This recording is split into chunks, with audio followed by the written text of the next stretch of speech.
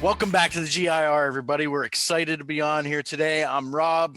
Kyle, my partner here, is going to introduce our guest, kind of a unique guest this week, and I'm excited to have a great, fun conversation about golf today. Kyle?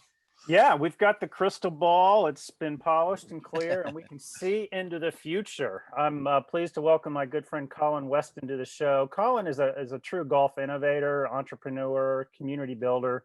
He's a regular speaker and moderator at the PGA Show and a founding partner at Reviver Sports Entertainment, and perhaps best known as a blue ocean strategist in the world of golf, where he talks about the future of golf in his own podcast, which I hope we can get into, ModGolf Podcast. So welcome to the show, Colin. Hey, Kyle, thanks for having me on, guys. It's a pleasure. Before we got on, you actually said, put some pressure on me here that had to keep the energy level high and the answer's short here. So I'll do my best to tick both of those boxes today.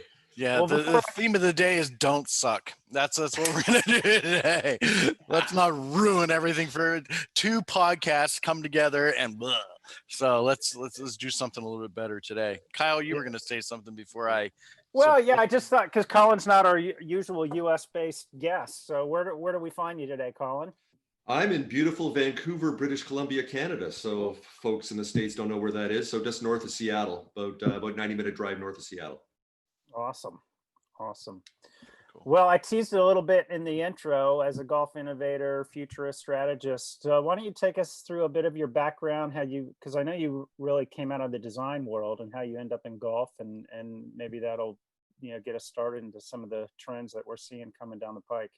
Absolutely. I'll try to condense my 7 or 8 year transformative journey into 90 seconds. So go. So my background is in architecture. So I have been an architect for over 2 decades, focusing primarily in the sport architecture realm. So Olympic game level, design both stadiums and venues, but more so what really appealed to me was designing the actual experiences for fans and the actual events, and doing that also for Pan Am Games, World Championship races around the world. So if you can imagine user experience or UX for sport, and that's what we did. And myself and my business partner, as entrepreneurs back in 2013, we're both golf. We're not very good. I'm getting a little better now. I'm down to about a 14 handicap, but I was up over 20, just like him.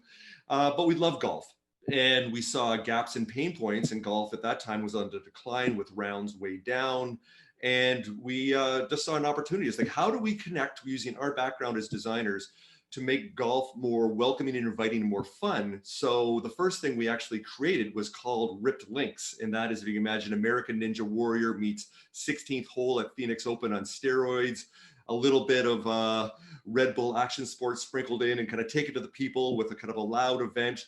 That's only a day long with high level competition. So without getting into that too much, that was our start and our response. And we got some traction from that, met tons of great people, have worked with Topgolf as consultants over the years and other groups, PGA of America, and ended up evolving with the ModGolf Podcast. And the reason of doing that, more than 3 years and 85 episodes in, is to make connections and to meet amazing people that I didn't know existed or would not have access to. And that's been the kind of the driving force behind my why of creating the ModGolf Podcast, where we speak to the innovators, influencers, disruptors, and entrepreneurs who are shaping the future of golf. That's pretty cool. I mean, working in a tech company, when you say the UX of golf, I mean, UX is such a technology term, the user experience. What are we going to do? How are we going to apply it? So we've got dozens of thousands of golf courses around the world.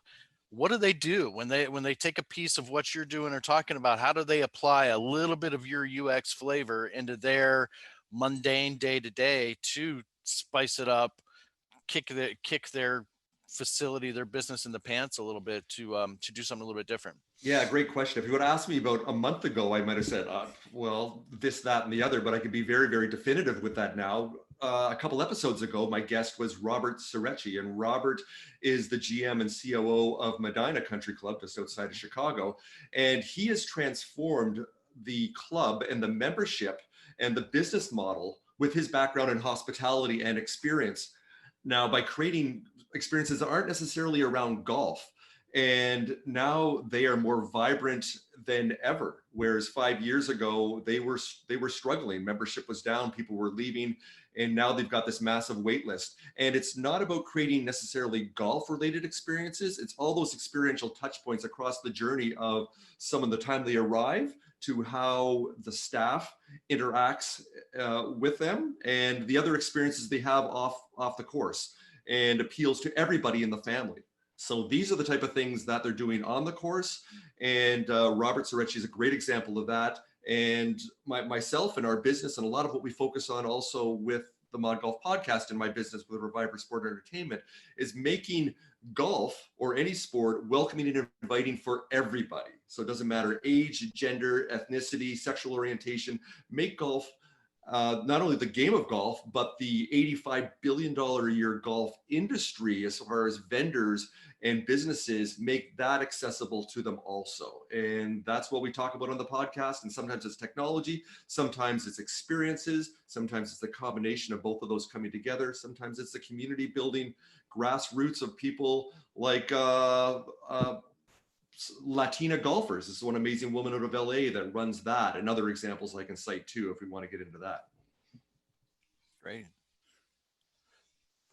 Yeah, you really do have sort of a who's who of guests on your show, and I want to commend you on that. I know we've sort of been cherry picking a few that you've had because they're great ideas. At the Golf Wire, we started something this year called the Golf Podcast Network, and I have been overwhelmed by the response. I mean, almost each week we get a new podcast network inquiry that your show that wants to join the network.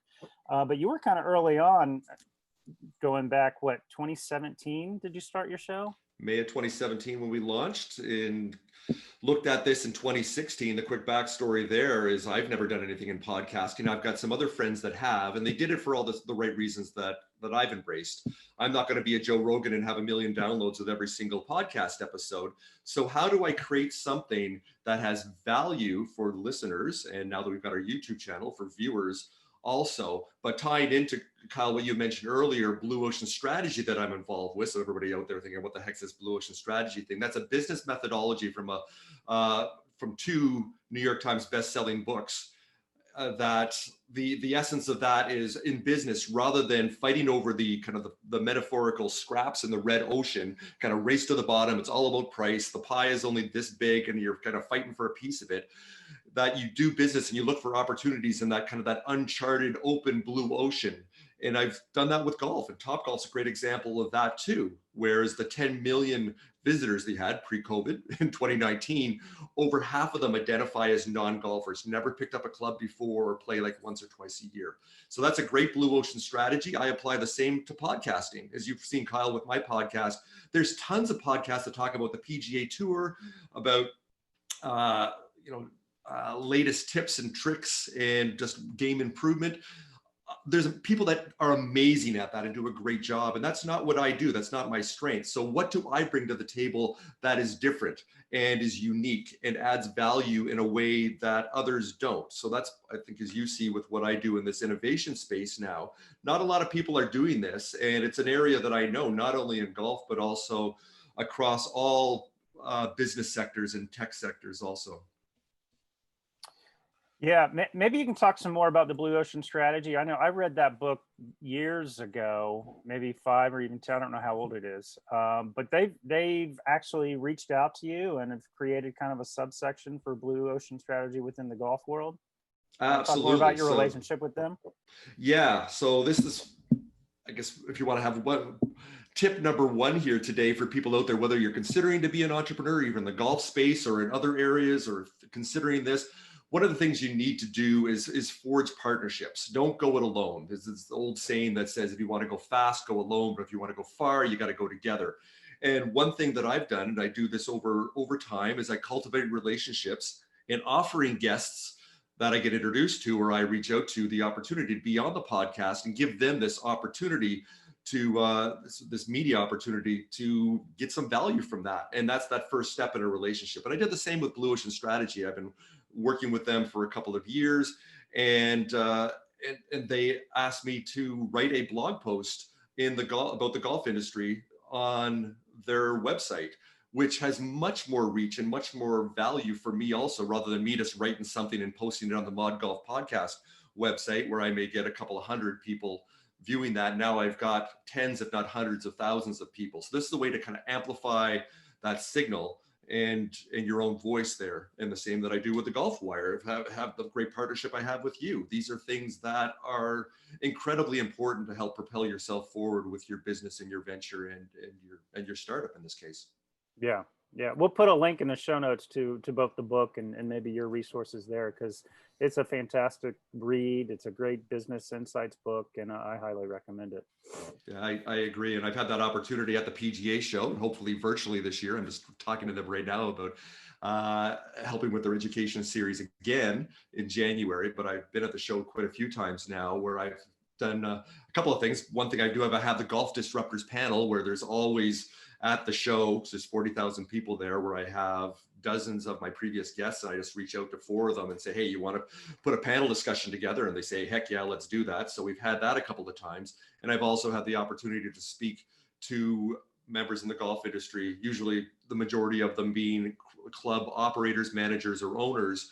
And the key there is, how do you transform your business? This idea with Blue Ocean Strategy, how do you shift your business from what you're doing already, not to discard what you're doing, that core business that you have with your revenue model of running a golf course and the hospitality that goes with that. That's going to come back once COVID kind of settles down a bit.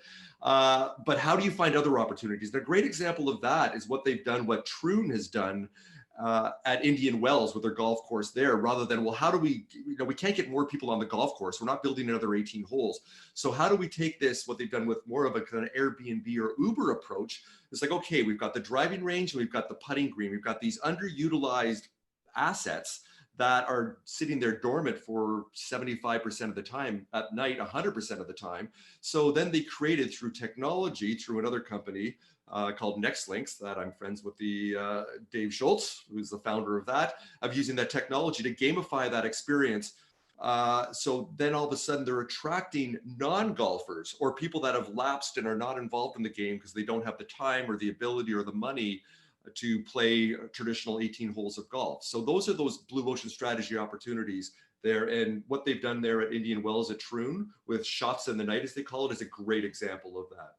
It looks so fun. We've got a bunch of pictures and B-roll here at the Wire that they sent us, and I'll put them in the show notes. But it's ingenious. I mean, it's you should share that for sure. Yeah, you're right. It sits there dormant at night. Why not turn it into essentially a golf disco and have fun with it? It's absolutely. And I find it in the golf industry, I find it interesting. I go to the PGA Show and people say, how do you know all this stuff as far as innovation? And the fact that I work also, one of the other hats I wear is a community leader and founder of Startup Vancouver, which is one of over 40 chapters of Startup Canada across the country, which is the voice of the 3.5 million entrepreneurs in our country here.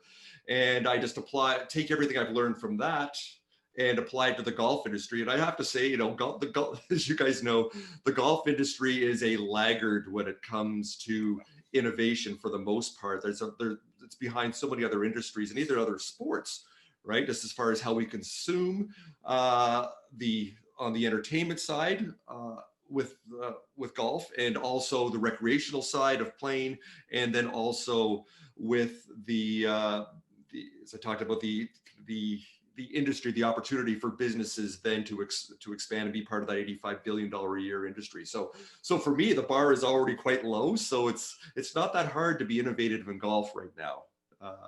But it is getting better, and that's the exciting part. The fact the last 3 or 4 years, things have just exponentially moved forward, which is a good thing. Yeah, we've had a few. We had one of who I think at least is one of the leading social influencers on Tisha All-In was on with us.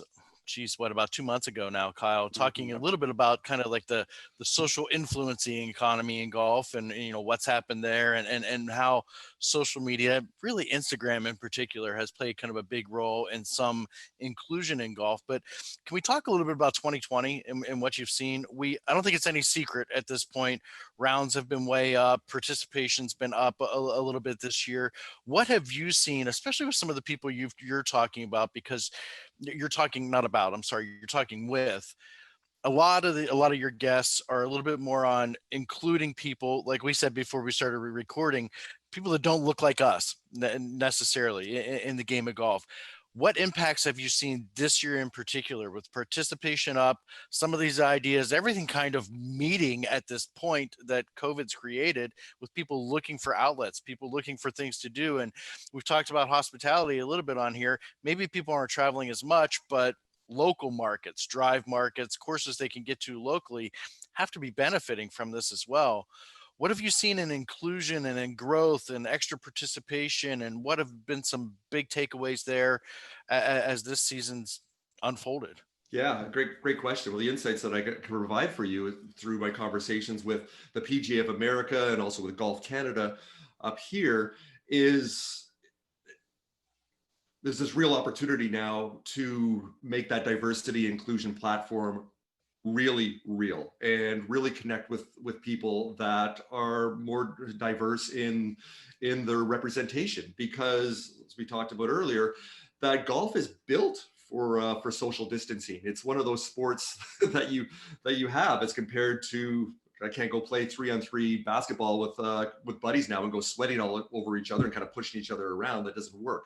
But with golf, it is built like that. So one of the challenges I found, almost this tension, is that golf course owners and facilities now need that revenue from rounds played. So it's really difficult to get tee times now. It really is. And a lot of them, the supply and demand issue, are actually raising the prices, whether it's public courses and semi-private.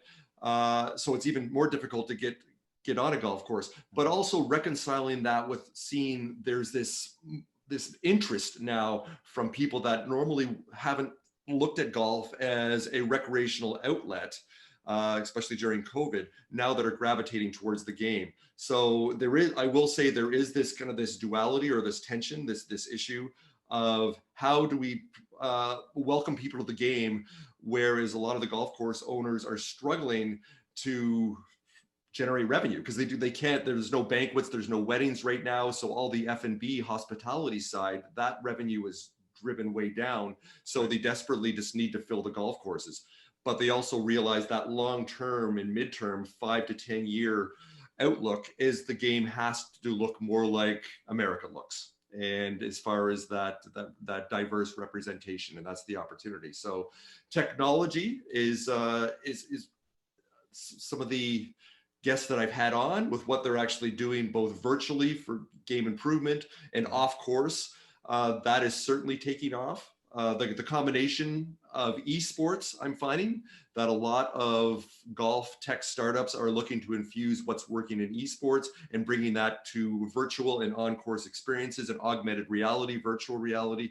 There's all these other things that are still kind of coalescing that haven't quite come together, but because if I can, one of the great quotes I had from the founder of Hype Sports Innovation, which is a global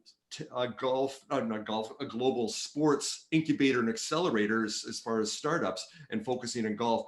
He actually put it like this. He says, we've been forced, and the golf industry is no exception, to be put in a time machine and kind of thrust forward a decade into 2030, whether we like it or not, just like education has been forced to do this.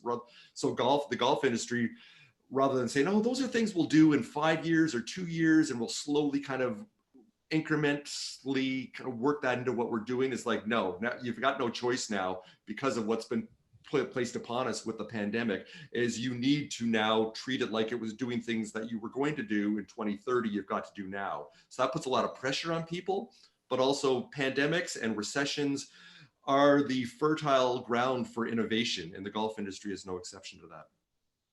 100%. I think that's a great point. And honestly, I think you mentioned earlier about golf being a little bit of a laggard. I mean, maybe this is just really the kick in the pants that golf needed to get to there. I mean, things that should have happened in, as you just said, in 2030 for golf are really things that are happening in other industries now.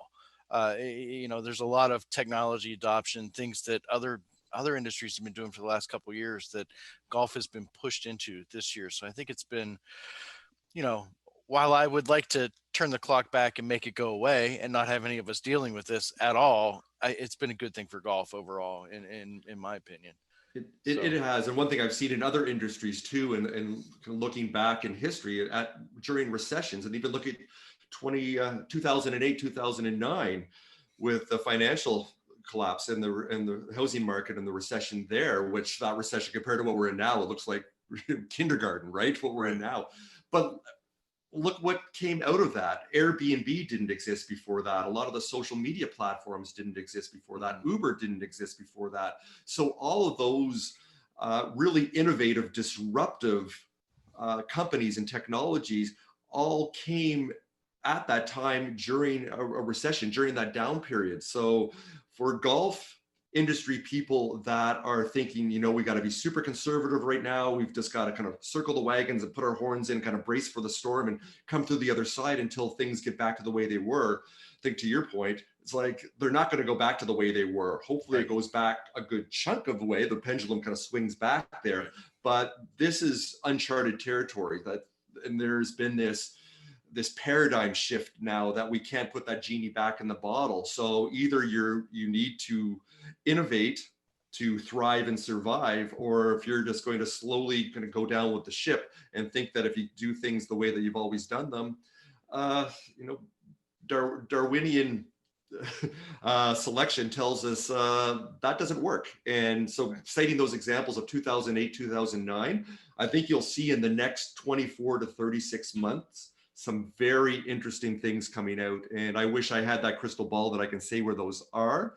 But I think once again, that intersection of technology, especially what's going on in virtual reality, augmented reality, big data, kind of that Internet of Things, machine learning, there's going to be some really interesting things that are going to come out of that. And the way we play golf, the way we train, the way we learn, and the way we have fun. Very good.